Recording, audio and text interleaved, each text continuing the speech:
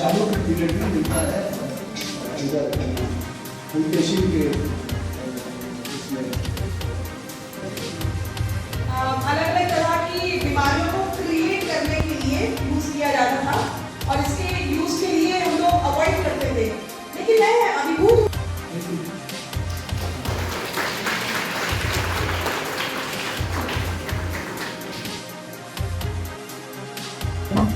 नमस्कार, जन उजाला से मैं मनप्रीत आप सभी का स्वागत करती हूँ।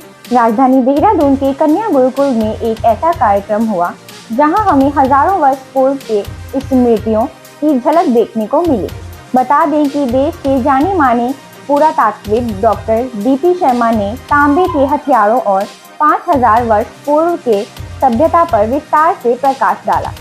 इसी कार्यक्रम की ज्यादा जानकारी के लिए देखें जन उजाला संवाददाता निहारिका की यह रिपोर्ट। नमस्कार, मैं निहारिका जन उजाला से आपका स्वागत करती हूँ। आदिकाल से बने हुए तांबे के हथियारों को जानने के लिए आइए देखते हैं हमारी। नमस्कार सर, आपका नाम? मैं डॉक्टर देव प्रकाश शर्मा हूँ। सर, मेरा आपसे प्रश्न ये है कि जो आपने ये प्रोग्राम किया है तो उसका बेसिकली उद्देश्य क्या है? देखिए, ऐसा है कि मैं बनारस हिंदू यूनिवर्सिटी में डायरेक्टर था और उसके पहले नेशनल म्यूज़ियम में डायरेक्टर था और वहाँ पे प्रोफेसर भी था। तो मैंने देखा है कि ये कॉपर होल्ड जो हैं इनके बारे में एमए के बच्चों को या बीए के बच्चों को ज़्यादा जानकारी नहीं है और इनको पढ़ाया भी नहीं जाता। लेकिन ये जब उधर सिंधु घाटी सभ्यता का विकास हो रहा था उसके पहले से ही ये गंगा प्लेन में और उत्तराखंड में ये मौजूद थे इस तरह के औजार, और इनके बारे में ज़्यादा अध्ययन नहीं हुआ।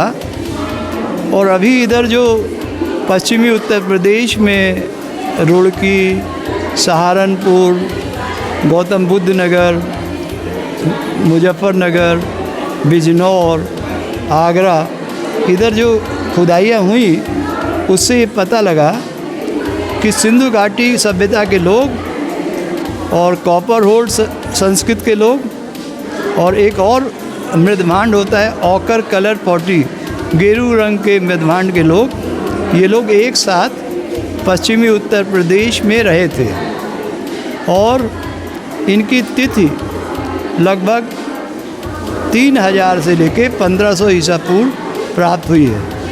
ये जो कॉपर होल्ड औजार हैं ये करीब 5100 ईसा पूर्व में श्री राम का जो रावण से वार हुआ था उसमें वो उपयोग में लाए थे, क्योंकि राम के संबंधित स्थल जो हैं परिहर, बिठूर और गुंगेरिया, पौंडी, वहाँ से ये औजार मिले हैं। और उसके बाद इसी तरह के औजार महाभारत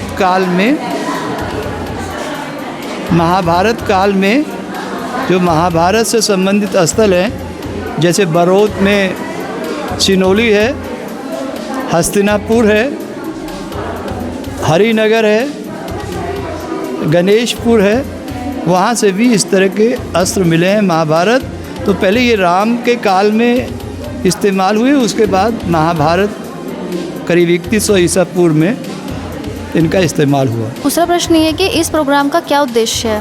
देखिए, ऐसा है कि मैं इत्तेफाक से इधर आया हुआ था, उत्तराखंड में अल्मोड़ा में था और इधर तो मैंने देखा कि यहाँ के बच्चों को एक्सपर्ट लोग जो हैं वो नहीं आ पाते। यहाँ के बच्चों को प्रैक्टिकल नॉलेज इतनी नहीं है। वैसे ये लोग खुदाई में जाते हैं, यहाँ के एमए बीए के बच्चे, और वहाँ पे खुदाई जो होती है, अभी हस्तिनापुर में गए थे लोग तो देखते हैं। लेकिन इनको एक ऐसा कोई जनरल लेक्चर नहीं हो जो कि इनको अच्छा लगे। तो मेरा लेक्चर जो था वो इन्हीं के अनुरूप था और इनको समझ में ज़रूर आया होगा और इनको एक नई चीज़ का पता लगा जो ताम्र अस्त्र हैं जो हमेशा एकदम ढेर में मिल जाते हैं, 400, 500, 100, 300, तो ये हमारे प्राचीन आर्यों के समय से चले आ रहे हैं, ऋग्वेदिक पीरियड से, और उसके बारे में इनको जानकारी हुई। नमस्कार मैम, आपका नाम? प्रोफेसर रेणु शुक्ला। मैम, मेरा आपसे पहला प्रश्न ये है कि जो ये प्रोग्राम है तो इसका बेसिकली उद्देश्य क्या है? उद्देश्य ये है कि अलग अलग कोर्सेज़ में जो इनरोल्ड हमारे स्टूडेंट्स हैं उनको हिस्ट्री की बेसिक समझ हो, और उसके साथ इस फील्ड में जो नई रिसर्चेज हो रही हैं, ख़ासतौर से जो नई साइट्स आर्कियोलॉजिस्ट ढूंढ रहे हैं और उन पे जो रिसर्चेज हो रही हैं, उनका जो एनालिसिस करके नई फाइंडिंग्स आ रही हैं, उनके बारे में वो जाने। क्योंकि मोस्टली जो बुक्स बच्चे पढ़ते हैं वो काफ़ी पहले पब्लिश हुई होती हैं और कई बार वो रिसर्च पेपर्स वगैरह नहीं देखते, तो वो अपडेट नहीं हो पाते। और हिस्ट्री एक ऐसा सब्जेक्ट है जिसमें लगातार अपडेट होते रहने की ज़रूरत है, तो इससे एक्सपोजर मिलता है एक तरह का उनको। तो मैम, मेरा दूसरा प्रश्न ये है कि इस जो ये जनरेशन है तो इसमें उसका क्या भूमिका है?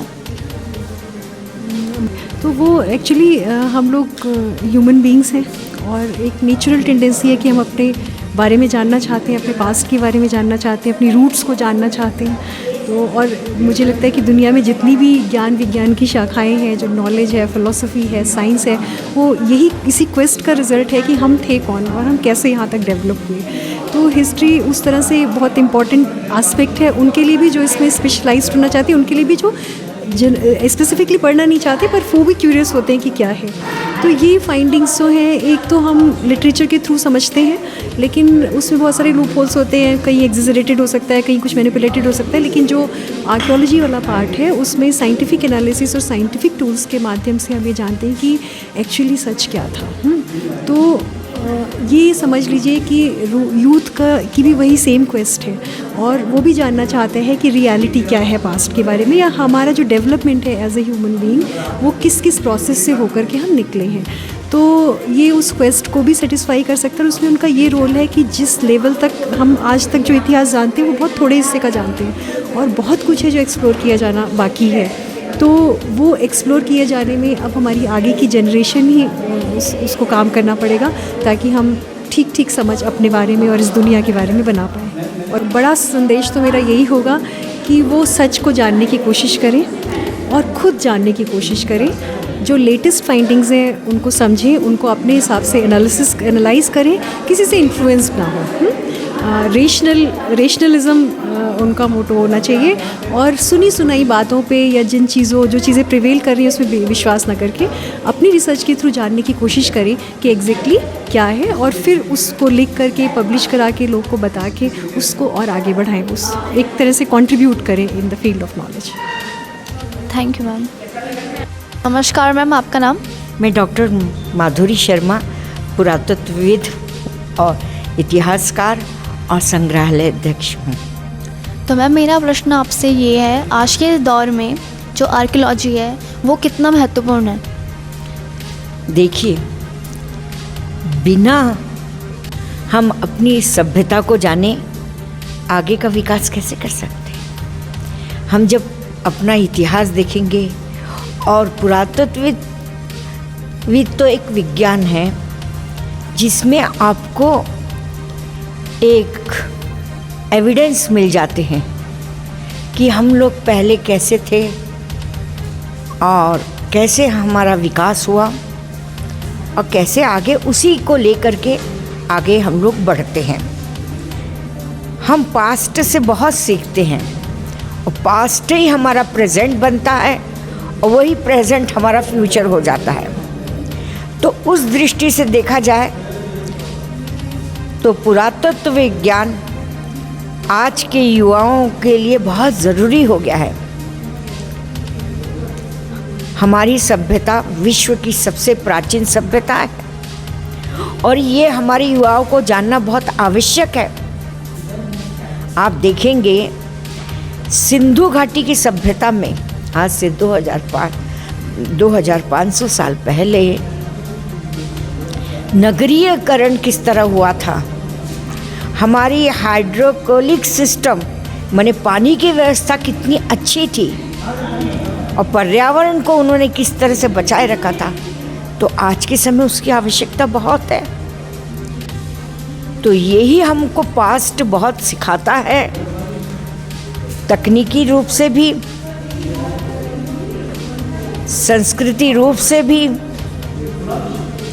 और वैज्ञानिक रूप से भी और भाषा के रूप से भी। इतना कहकर मैं अपने को विराम देती हूँ। जो आज ये प्रोग्राम हुआ, आप इसे आज की युवाओं को क्या संदेश देना चाहते हैं?